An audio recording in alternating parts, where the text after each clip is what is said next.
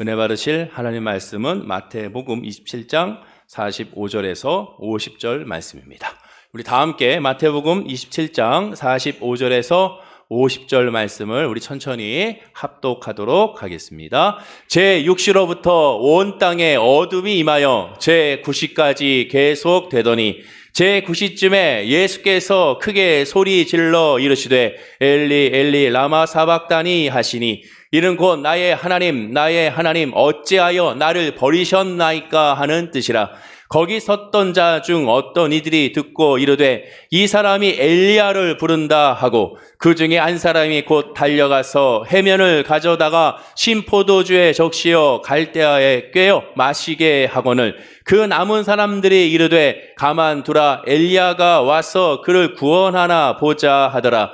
예수께서 다시 크게 소리 지르시고 영원히 떠나시니라. 아멘. 이 말씀으로 어찌하여 나를 버리셨나이까? 그리고 부활이라는 제목으로 함께 은혜를 나누고자 합니다. 부활주일입니다. 부활절. 매년 반복되는 부활절로 우리는 생각하기 쉽습니다. 습관적으로 그냥 부활절이구나. 야, 예수 부활하셨네. 오늘 메시지도 그냥 예수 부활했다는 걸 선포하는구나 라고 생각할지 모르겠습니다. 물론 당연히 그래야죠. 하지만 거듭 반복되는 말씀이지만 모든 예배에 모든 부활절, 성탄절 또한 죄사함의 대속죄일, 성령 강림이 여러분이 모든 예배와 기도 가운데 녹아져 있다는 사실을 기억해야 되고 그 모든 것들이 예수님의 십자가의 죽음과 부활로서 드러냈음을 우리가 깨달아 알아야 될 줄로 믿습니다. 안타까운 것은 이 모든 것의 핵심은 부활이죠. 예수님이 부활하지 않았으면 의미가 없습니다. 예수님이 부활했기 때문에 죄사함의 완성이 이루어지고 예수님이 부활했기 때문에 저와 여러분들 하나님의 자녀가 되는 권세를 얻을 수가 있는 거고 예수님이 부활했기 때문에 우리가 이 자리에서 하나님 앞에 예비할 수가 있고 헌신할 수가 있고 하나님 앞에 찬양할 수가 있게 되는 겁니다. 따라서 기독교에서의 부활은 가장 중요한 핵심 교리라고 할 수 있고 진리라고 할 수가 있게 되는 것이죠. 그 소중한 이 부활절에 예배하는 저와 여러분들에게 그냥 왔다가 그냥 돌아가는 그러한 형식적이고 습관적인 예배가 되는 것이 아니라 하나님의 말씀으로 말미암아 성령 충만 안에 거하여 예수 부활 나의 부활로 외치는 시간이 되기를 간절히 축원하고 기도드립니다. 그러나 안타깝게도 예수님을 믿는다 하면서도 부활을 믿지 않는 사람들이 의외로 많습니다. 신학교 교수님 가운데도 그런 분들이 많죠. 보통 자유주의 신학자이라 말하는 사람들이 그런 분들이 많습니다. 또한 과학을 너무 좋아해서 과학으로 성경을 또한 증명하겠다는 사람들 가운데도 그런 분들이 있는 것을 보게 됩니다. 그래서 기독교 병증가들이 생기게 되죠. 왜? 하나님의 말씀이 진리라는 사실을 그들이 좋아하는 이성적인 논리로 변증하는 겁니다. 그 중에 가장 유명했던 사람이 바로 C.S. 루이스 작가가 있습니다. 이미 작고하신 지 오래됐지만 여전히 이분이 썼던 책들이 지금까지도 많은 사람들에게 읽혀지고 있고 은혜 가운데 있게 되죠. 이분의 승책 가운데 가장 유명한 책이 순전한 기독교라는 책이 있는데 그 책을 여러분 꼭 한번 보시기 바랍니다. 읽어보시면 기독교의 복음의 은혜와 진리를 쉽게 깨달을 수가 있게 됩니다. 이 C.S. 루이스는 기독교 변증가로서 예수 부활에 대해서 아주 논리적으로 변증을 하게 되죠. 아주 유명한 논증이었습니다. 이 루이스는 복음서의 예수님에 대한 기록들을 살펴보면서 이렇게 말하게 되죠.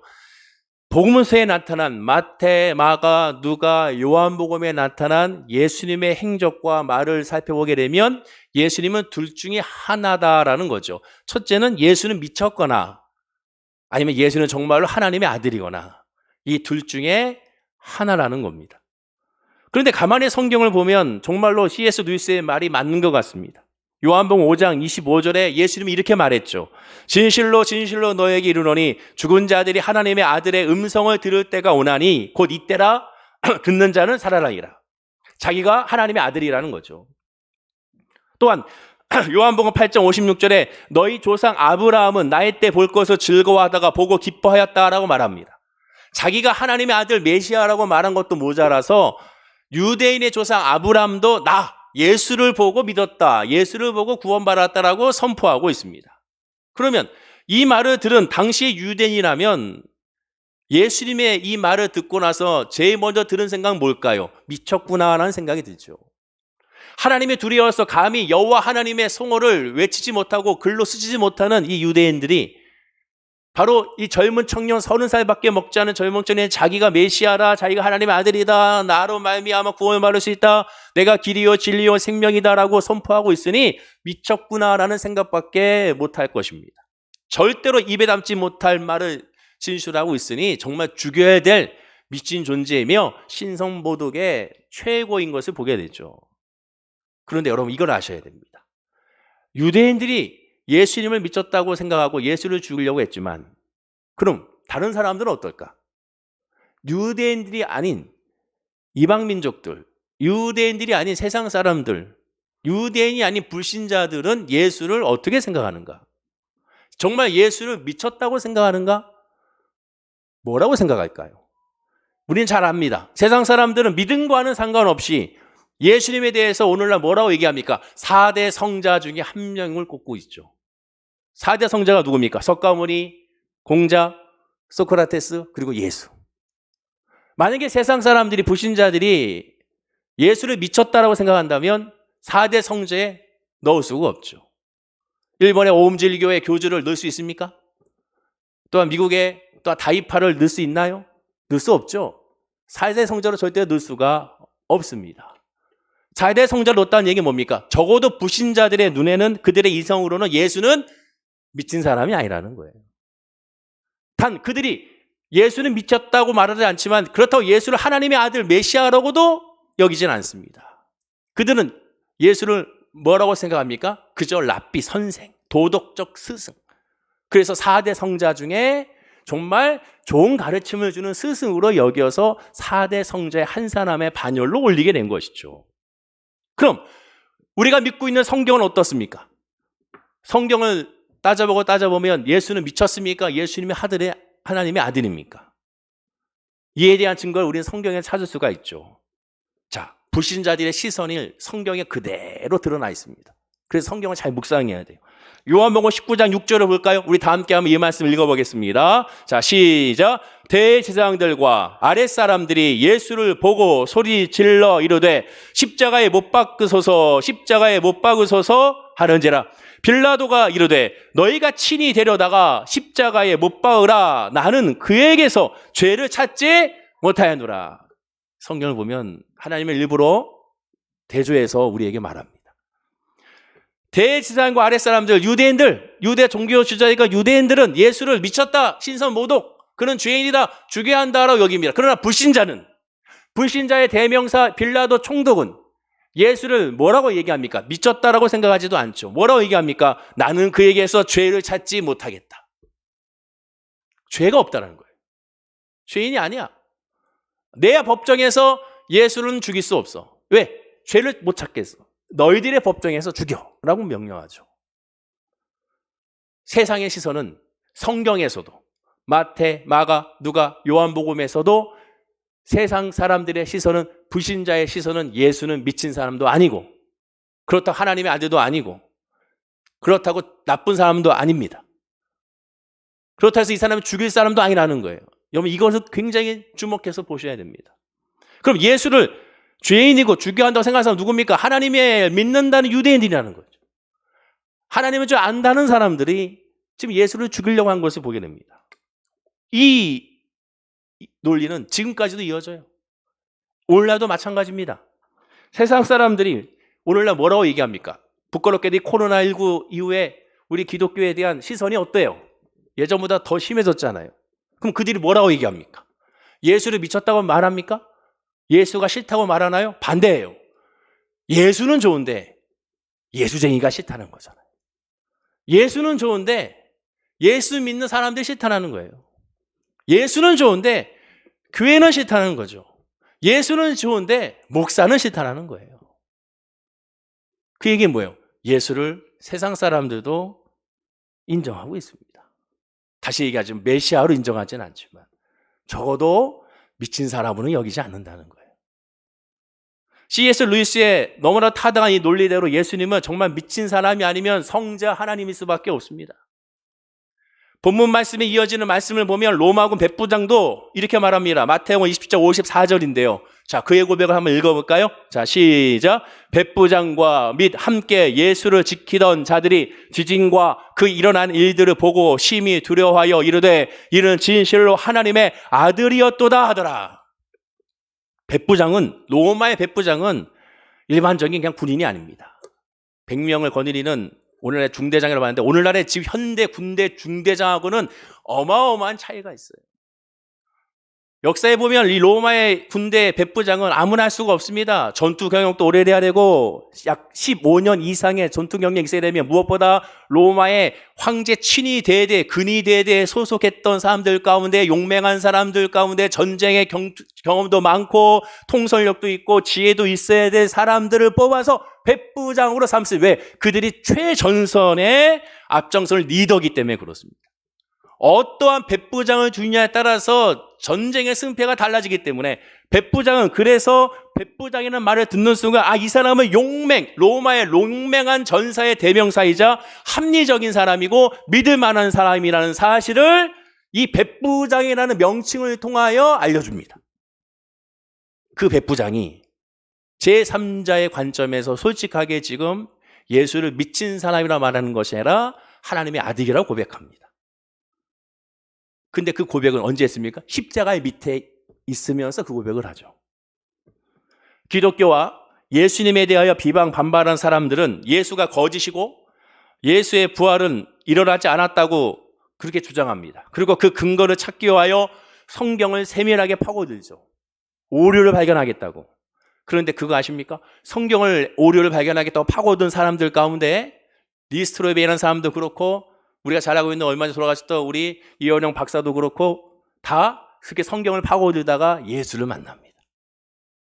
성경을 읽다 보니까 여기서 내가 오류를 발견하여 이 거짓을 증명하겠어라고 읽고 연구하고 리스트로베는 미국 무신론자 협회 회장이었던 사람입니다. 그 사람은 자기 아내의 믿음이 잘못됐다는 것을 밝히기 위하여, 그 논리적인 그런 논문 쓰기 위하여 그런 이스라엘을 계속 반복적으로 왔다 갔다 하고 성지순례를 갔다 갔다 하고 성경을 파고들었다가 그 결론은 예수는 바로 구세주 메시아라는 사실을 고백하잖아요. 엎드리죠. 왜? 하나님의 말씀이니까. 말씀을 읽으면 읽을수록 우리의 영적인 관절과 골수를 쪼갭니다. 그러니 성경을 읽으면 시인할 수밖에 없는 거예요. 그래서일까요? 성경부터 읽은 후에 타당한 근거를 제시해라. 예수를 비판하기 전에, 기독교를 비판하기 먼저 성경을 보십시오. 성경에서 뭘 말하고 있는지. 정말 예수 믿는 사람들이 의인이라고 말하는데 그 의인이 어떤 의인인지, 도덕적인 의인인지, 십자가에서 의인인지, 지금 예수 믿는 사람이 왜 그래라고 말하고 있는데 그 예수 믿는 사람이 어떻게 해야 되는 것인지, 성경을 뭐라고 말하고 있는지 성경을 통하여 얘기해 보십시오. 근데 성경을 읽지 않습니다. 그런 분들은 아예 믿지 않겠다고 마음을 굳게 놓고 읽던가, 어쩌다 성경을 읽어서 비판하거나 이상한 것을 가지고 비판합니다. 앞뒤 문맥을 보지 않고 비판하죠. 오늘 본문 46절 말씀 같은 말씀도 꼬투리 삼아서 비판합니다. 본문 46절, 오늘 본문 읽어볼까요? 자, 시작. 제9시쯤에 예수께서 크게 소리질러 이르시되 엘리 엘리 라마 사박다니 하시니 이는 곧 나의 하나님 어찌하여 나를 버리셨나이까 하는 뜻이라. 이 구절을 가지고 비판합니다. 저는 이 예수님을 비판하는 사람들의 그 대화를 굉장히 좋아해요. 왜냐하면 믿지 않는다는 것은 하나님의 영이 아니면 하나님 알 수 없으니까 예수를 비판하고 교회를 비판하고 성도를 비판하고 이중적인 위선적인 걸 비판하는 거 너무 좋습니다. 그래서 저희가 보는 책 가운데도 그런 책만 나오면 다 사가지고 봅니다. 근데 보다 보면 항상 공통점이 있어요. 뭐냐? 그만큼 그들은 간절히 예수를 찾는다는 거예요. 그만큼 간절히 교회에 대한 기대감, 목사에 대한 기대감, 성도에 대한 기대감, 복음에 대한 기대감이 있다는 거예요. 관심입니다. 그런 사람들 배척하면 안 돼요. 안타까운 마음으로 기도해 주면서 들어주고 얘기해 줍니다. 왜? 하나님의 말씀의 성령이 아니고서는 절대로 깨달을 수 없기에. 성경을 읽고 묵상할 때 믿음의 눈으로 바라보지 않으면, 제가 그랬죠, 다 가짜라고. 이게 믿어집니까? 성경 말씀이 이게 믿어져요? 가짜죠. 전설 같죠. 이것을 믿는 것이 상식적으로 미친 사람입니다. 그러나 믿음의 눈으로 바라보니까 믿어지는 거예요. 성령으로만 믿어지는 거죠. 나의 말씀이 되는 거죠. 그 차이로 접근해야죠. 그 믿음 안에 접근하면 안타깝고 불쌍할 수밖에 없는 겁니다. 46절 말씀을 가지고도 비판합니다. 하나님의 아들로 죄인들을 구원하러 온 메시아가 왜 그 하나님 아버지께 버림을 받았냐? 부모가 어떻게 자식을 버릴 수가 있느냐? 어떻게 예수를 버렸느냐? 버린 자식이 어찌 구원할 수가 있느냐? 인간의 논리죠. 심지어 이어지는 49절을 보십시오. 십자가 밑에 구경했던 유대인들이 말을 들어보십시오. 한번 읽어볼까요? 자, 시작. 그 남은 사람들이 이르되 가만두라, 엘리야가 와서 그를 구원하나 보자 하더라. 가만두라. 유대인들이 말합니다. 엘리야가 와서 그를 구원하나 보자. 엘리야가 와서 구원하지 않은지 지켜보자라고 그들이 말하고 있습니다. 당시 유대인들이 이렇게 말한 이유는 죽음을 보지 않고 승천했던 엘리야가 종말에 고통을 당하는 자를 구원하러 온다고 그들은 생각했습니다. 하나님 말씀이 아니에요. 자기들이 그렇게 생각한 겁니다. 그런데 정말 안타까운 것은 불신자들만 이런 반발하는 것이 아니라는 거예요. 일부 자유주의 신앙 노선에 있는 사람들이 또 일부 성령 안에 있던 사람들조차도 부활은 아니야. 부활은 아니야. 그냥 부활의 영적 의미를 말해야지 부활은 진짜 일어난 것이 아니야. 예수가 죽고 3일 만에 시체도 찾을 수 없이 시체마저도 그 육신마저도 부활한 것이 아니야 라고 말하는 분들이 있습니다. 심지어 부활뿐만 아니라 예수님의 기적도 확대 재상상된 거야 라고 말하는 사람도 있습니다. 그 정도는 아니야. 500여의 기적이 그 정도는 아니었어. 풍랑을 잠잠하게 하신 예수님의 기적이 그 정도는 아니었어. 나사로를 죽음에 살아났다는데 그 정도도 아니었어. 분명한 것은 예수님이 보여주신 기적들도 사실이거나 지어진 이야기거나 둘 중에 하나일 겁니다. 만약 예수님의 기적들이 사실이 아니라면 한 기적 사건으로 끝나는 것이 그 기적 하나가 부인되면 나머지 기적들도 다 부인될 수밖에 없죠. 그럼 성령 전체가 다 무너지게 됩니다. 오늘 부활절에 부활이 진짜인지 아닌지를 우리 성경을 통하여 그 진실성을 확인할 수가 있는데 오늘 본문을 통하여 간략하게 세 가지로만 그 진실성을 한번 찾아보기 원합니다. 그래서 부활이 참된 진리라는 사실을 오늘 이 시간에 한번 깨닫기 원해요. 첫째, 예수님께서 십자가에 못 박히는 이 과정에서 부활의 진실성을 우리 찾을 수가 있습니다. 십자가에 못 박힌 예수님은 우리가 잘 알다시피 사진과 같이 해면에 바다에서 이렇게 나는 해면을 가지고 포도주를 적시어서 장대에 달아 마시게 했습니다. 그럼 예수님 마셨나요? 마시지 않았죠. 정확히 얘기하면 마시지 못합니다.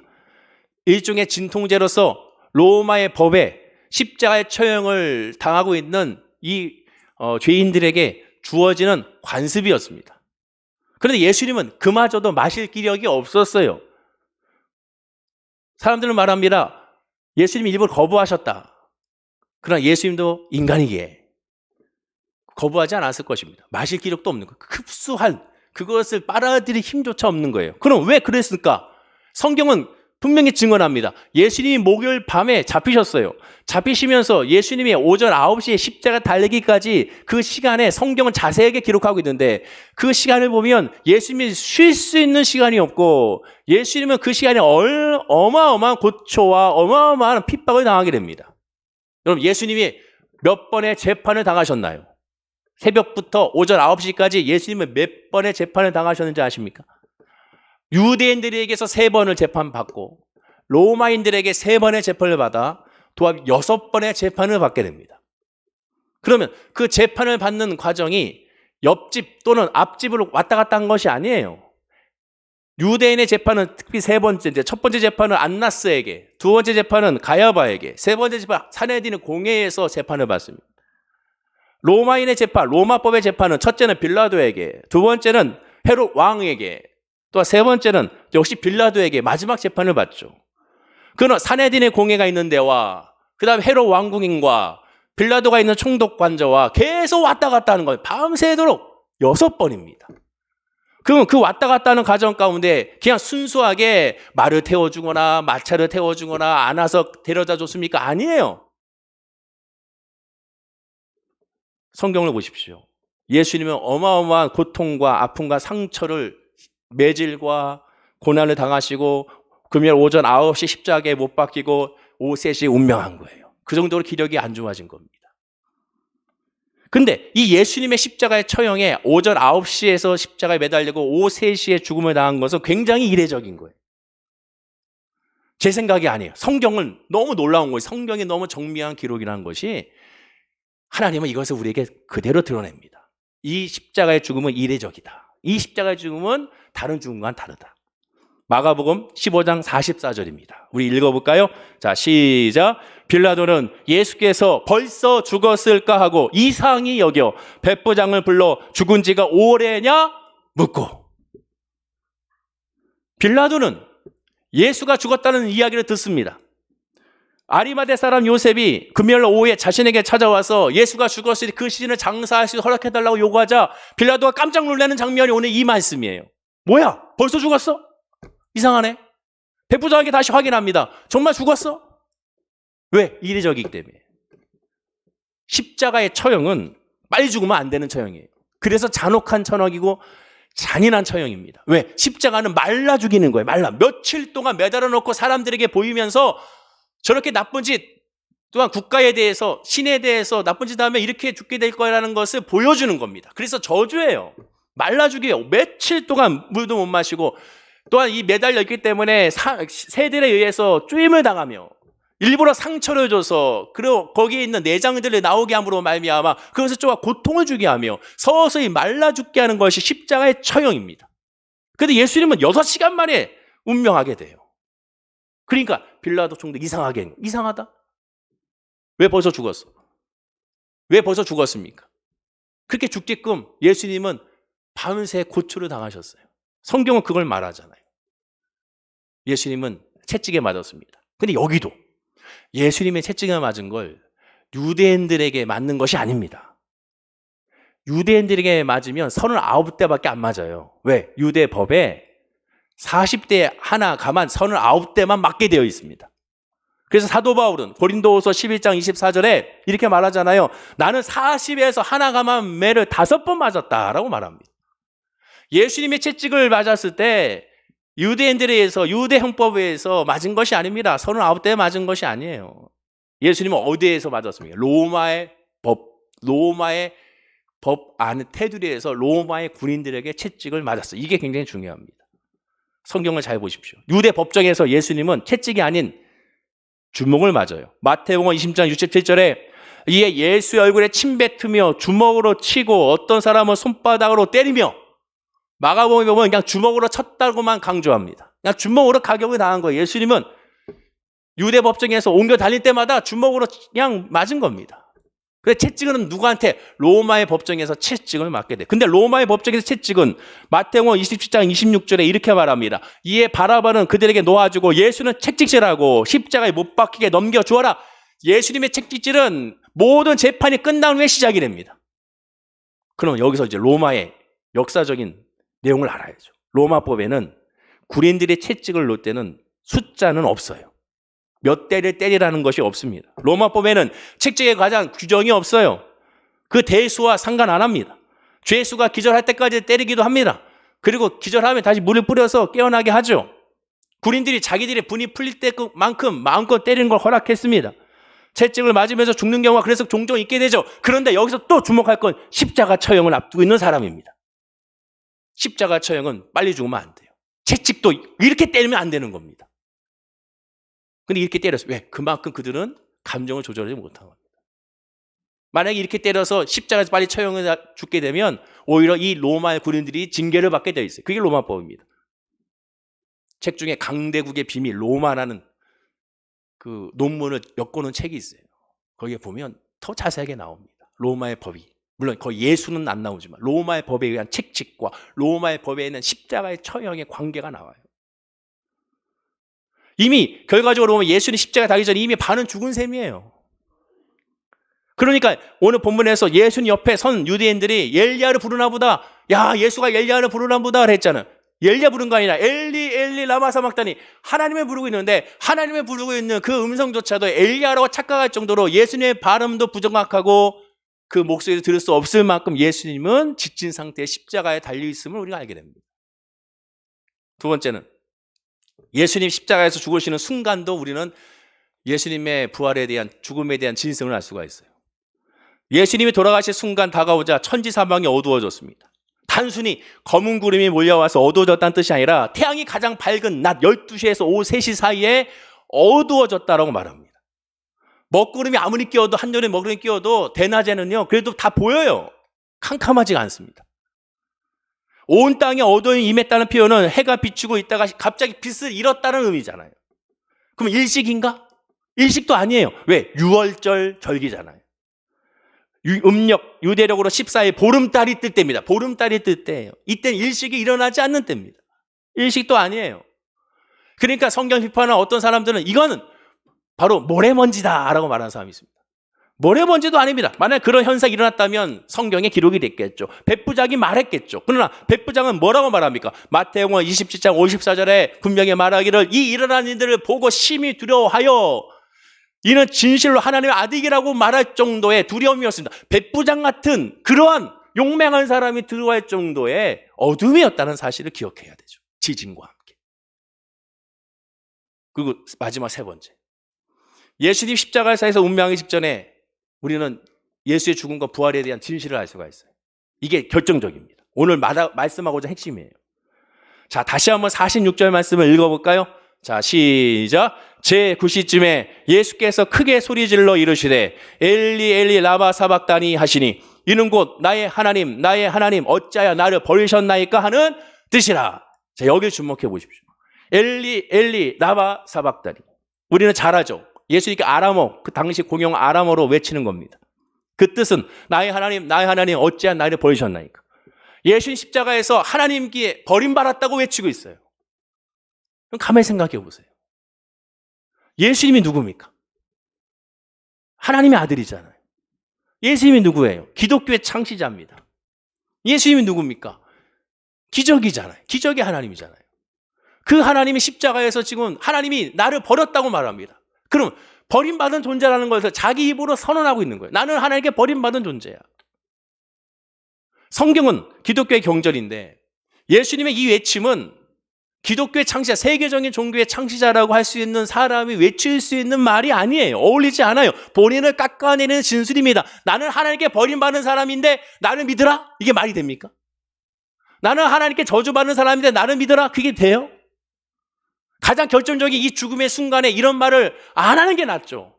만약에 한다 하더라도 이 말을 기록하면 안 되죠. 어떤 멍청이가 이걸 기록합니까? 종교 경전에 포함이 안 되는 거예요. 자기 리더가 내가 섬기는 주군이 이렇게 약한 모습을 보인다면 여러분 섬기겠습니까?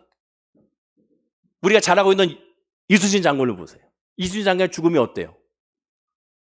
나의 죽음을 알리지 마라. 아직 전쟁이 한창이다. 우리가 생각하는 리더, 우리가 생각하는 따르고자 하는 믿고자 하는 사람이라면 약한 모습은 보이지 않습니다. 혹 그런 모습이 보인다 하더라도 그것을 용맹과 용기로 그거를 승화시키죠. 바꿔버리죠.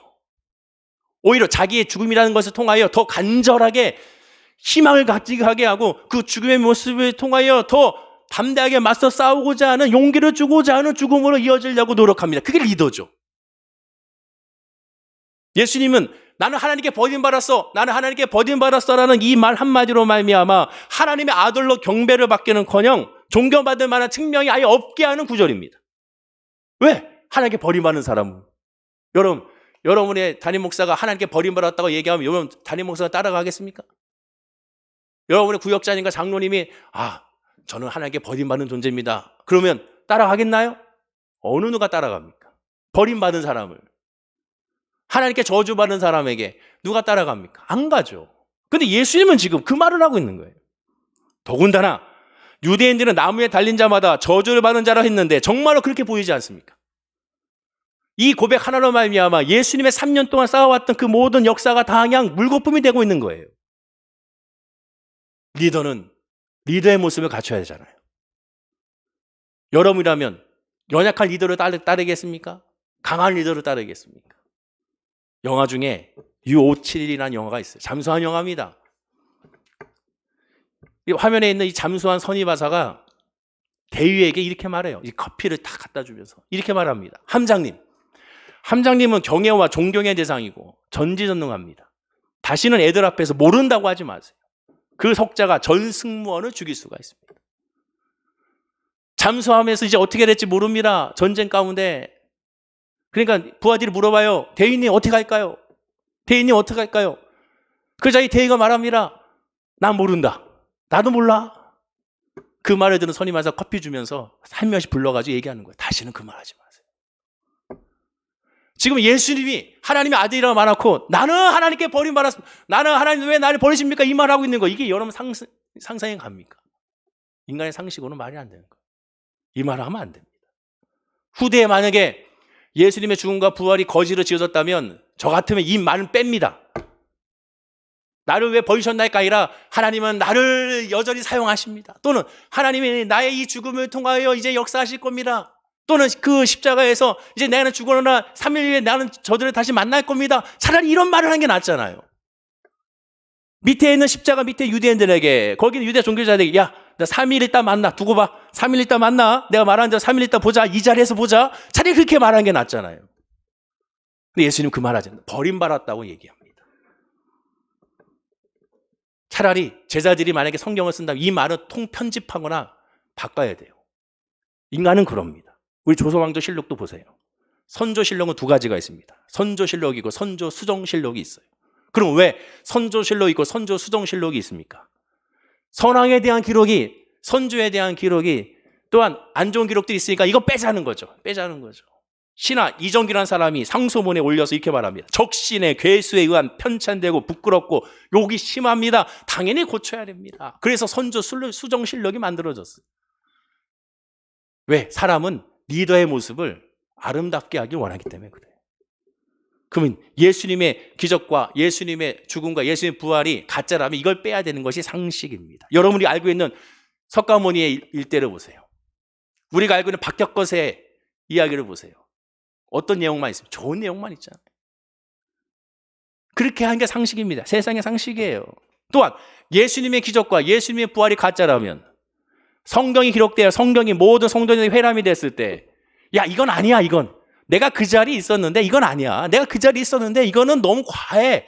내가 그 자리에 있었는데 이건 거짓말이야 라는 말이 돌 거예요. 그런데 어떤 누구도 그 복음서가 돌고 하나님의 말씀이 돌아왔을 때 그것에 대해서 이건 거짓이라고 말하는 사람이 단 한 사람도 성도 가운데 나타나지는 않습니다. 왜? 진리기 때문에 그래요. 예수님의 기적과 죽음 그리고 부활이 가짜가 아니라는 것이 우리 성경을 통해 이렇게 드러나고 있습니다. 예수님의 이 외침에 주목할 것이 하나 더 있는데 예수님은 십자가에서 일명 가상칠언이라는 말씀을 아시죠? 즉 십자가에서 7가지의 말씀하셨다는 거예요. 아버지여 저희의 죄를 사하여 주옵소로 시작하여 마지막 아버지 내 영혼을 아버지 손에 부탁하나이다 라고 끝납니다. 그런데 십자가에서의 이 가상칠언을 보면 예수님이 하신 말씀 가운데 저 같으면 거기서 다른 얘기를 할 것 같아요. 근데 예수님은 여기서 하신 말씀 하나를 살펴보면 내가 대목에 찔려서 아파요. 내가 창에 찔려가지고 아파요. 물 좀 주세요. 이 가시면류관 때문에 피가 흘러가지고 눈이 지금 가려서 안 보여요. 너무 고통스러워요. 숨을 쉴 수가 없어요. 아버지요, 숨 못 쉬겠어요. 이런 말이 한마디도 안 나옵니다. 입안이 바싹 마르니 머리가 빠개질 것 같습니다. 이런 말도 안 나와요. 오해하지 말아야 될 것은 예수님의 십자가의 처형의 이 육신적인 고통을 폄훼하는 것이 아닙니다. 오히려 예수님의 십자가 처형이라는 육체적 고통보다 더 괴로운 것이 그의 마음이라는 거예요. 예수님의 슬픔이라고 말씀드렸어요. 예수님의 외침은 육신의 고통에 대해서 왜 나를 버렸냐고 말합니다. 그럼 왜 그렇게 말씀할까요? 왜 나를 버렸냐고 말할까요? 인간의 죄가 그렇게 악하기 때문에. 구약시대부터 보십시오. 아담과 하와 때부터 예수님 시대까지 하나님은 계속 선지자들을 보내요. 하나님의 사람들을 보내요. 회개를 촉구합니다. 돌아와라. 힘써 여호와를 알아라. 정말 나에게 돌아와라. 신령과 진정으로 예배해라. 나를 바라봐라. 나를 의지해라. 그러나 그들은 돌아오지 않았습니다. 말라기의 말씀과 지난주의 말씀과 같이 성전 문을 닫았으면 좋겠다고 했지 않습니까? 예수님이 성전 문을 닫아 오셨잖아요.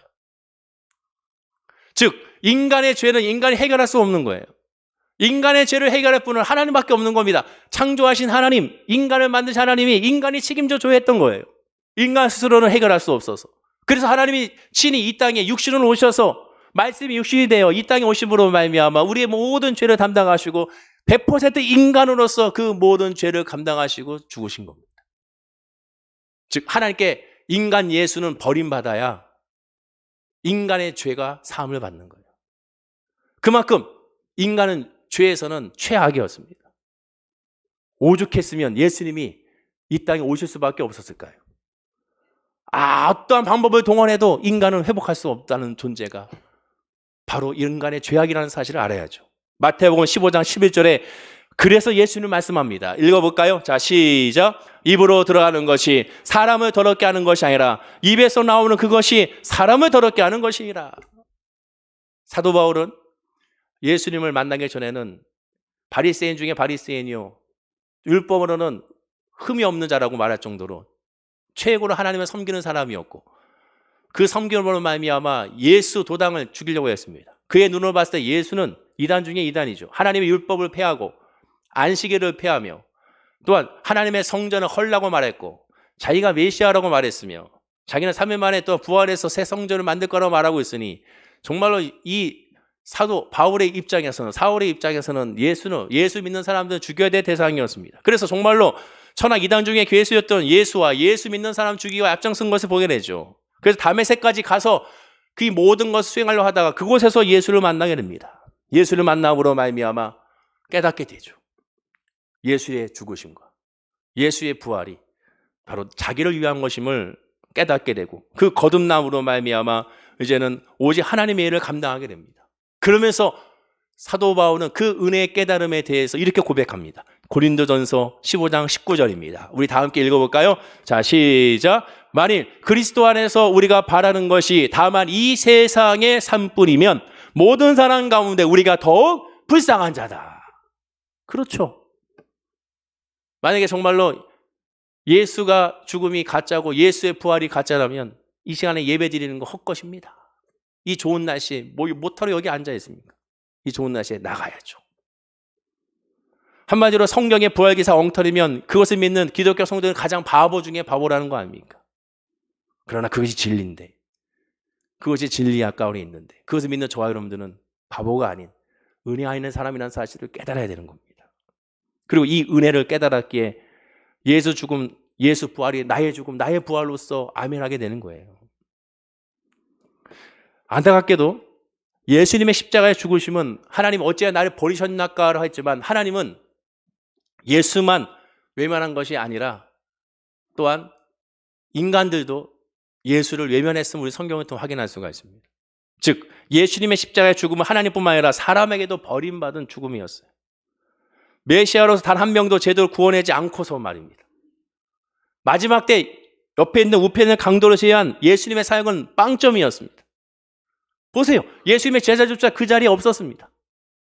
회개를 맡았던 성실한 제자 유다는 예수를 팔아넘겼고, 수제자였던 베드로는 하녀 앞에서 스승을, 예수를 3번이나 부인했고 저주까지 했고, 나머지 모든 제자들은 자기 살겠다고 다 도망갔습니다. 심지어 마가복음 14장 50절과 52절에 보면 그 제자 중 한 사람은 너무나도 도망가는 거에 다급한 나머지 옷을 다 벗어놓고 나체로 도망갔습니다.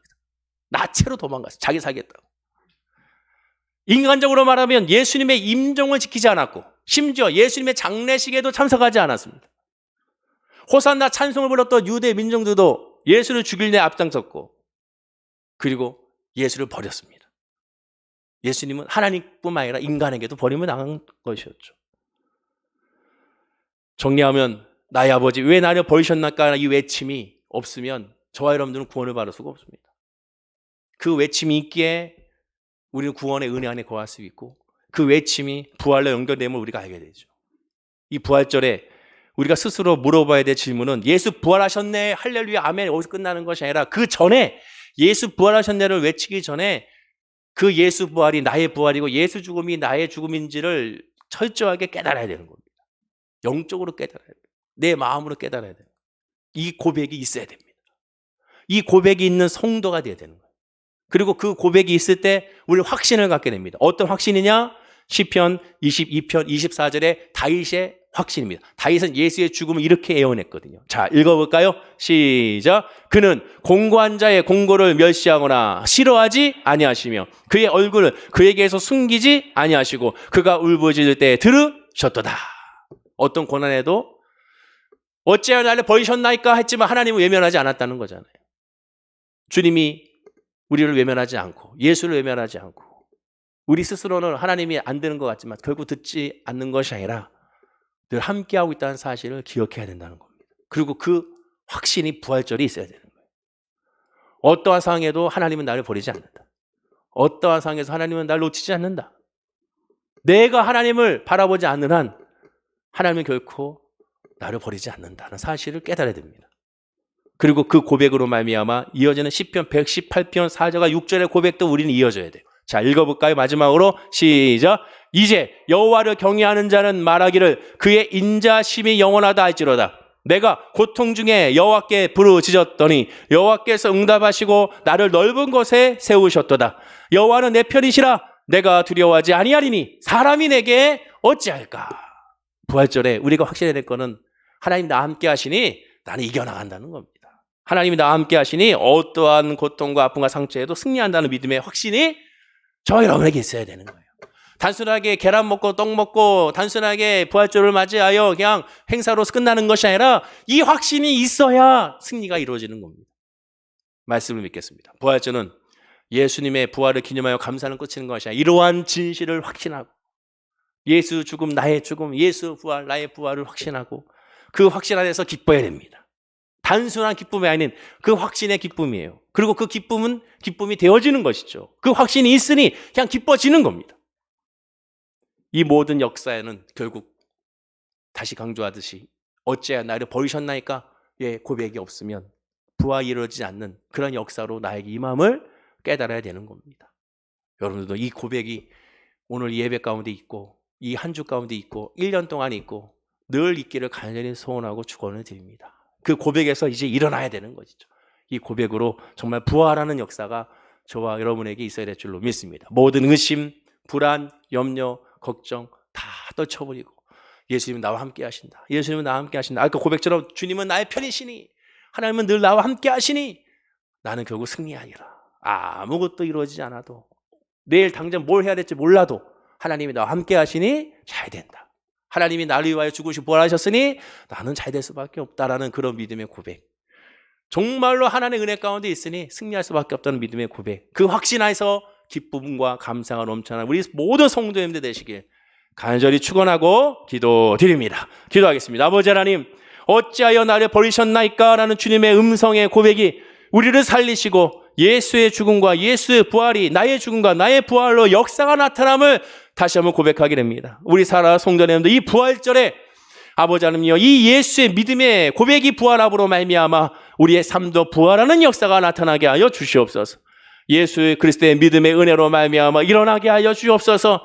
이제는 주저앉지 아니하게 하시고 무너지지 아니하게 하시고 이 슬픔의 자리에 질병의 자리에 고통의 자리에 우울의 자리에 걱정과 염려와 근심과 섭섭한 마음이 있는 그 자리에서 이제 박차고 일어나 예수님과 함께 승리의 발걸음으로 나아가는 우리 성도님들의 믿음이 되게 하여 주시옵소서.